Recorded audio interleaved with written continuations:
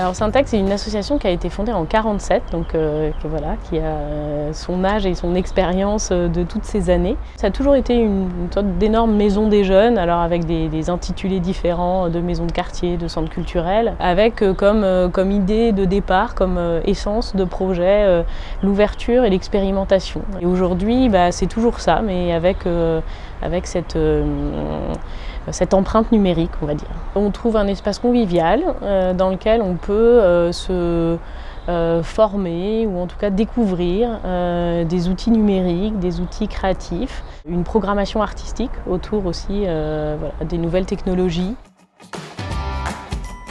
L'Open Do Day, le grand jour ouvert pour faire, et qui est vraiment la présentation plutôt de cette partie d'activité, de pratique, de formation. C'est vraiment une journée familiale qui permet de découvrir tout ce qu'on peut faire tout le long de l'année à Syntex. Après, on a des expositions qui rythment, on travaille sur des thématiques. Donc on a ce qu'on appelle l'avant-goût, qui est une exposition qui va d'octobre à décembre. Et puis à partir de janvier, donc c'est la deuxième partie de saison, on est un peu structuré en 2 temps, avec un deuxième bar éphémère, on en a 2 par saison, et puis la nuit numérique qui est vraiment l'événement le plus emblématique et assez phare de notre programmation.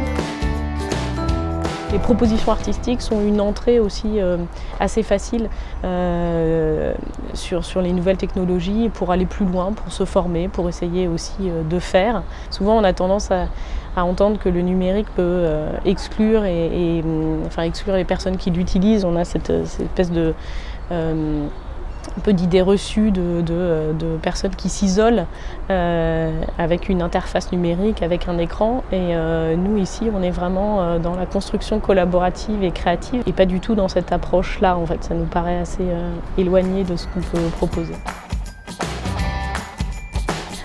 Nous, quand on a inauguré notre Fab Lab en 2015, on a fait une petite étude un peu des lieux qui existaient sur le territoire. On a financé ce projet-là sur un fonds d'expérimentation jeunesse, avec cette vocation aussi de notre Fab Lab d'être mobile. Donc on a des machines qui ne sont pas des grosses machines, contrairement à d'autres Fab Labs, parce qu'elles ont vocation à bouger. On a un camion qui nous permet de sillonner la Champagne-Ardenne et plus largement le Grand Est. 13 personnes, on va dire, au quotidien. Directeur technique, une directrice artistique et pédagogique, des animateurs, bidouilleurs, makers, un espace d'accueil. Donc on est financé quand même en grande partie par la ville de Reims et après différents niveaux de tutelle. Et puis de l'autofinancement aussi sur certains de nos projets. L'ancienne région Champagne-Ardenne était assez isolée sur ces questions-là et sur ces aspects-là. Et l'ouverture avec le Grand Est nous permet de nouvelles collaborations, de nouveaux projets, de mutualiser aussi des choses. Au niveau des projets qu'on peut développer, il y a des projets par exemple d'accompagnement à la création. Donc c'est se dire, si on accompagne un artiste ou une compagnie, comment d'autres lieux sur le territoire peuvent les accompagner, comment on peut accompagner la diffusion des choses. On sait qu'en France, on accompagne beaucoup, il y a beaucoup de dispositifs d'aide à la création, mais sur la diffusion, c'est beaucoup plus compliqué. Tout ce qui est, on va dire, médiation, formation des outils, il y a beaucoup de ressources qui existent sur le territoire, même plus largement sur le territoire français, et c'est intéressant de mutualiser aussi les choses en fonction des besoins. Un espace de rencontre où chacun a ses compétences spécifiques et les met au profit d'un projet commun. C'est d'abord se baser sur un tissu de territoire, d'être facilitateur de rencontres et de projets, de réponses sur un territoire.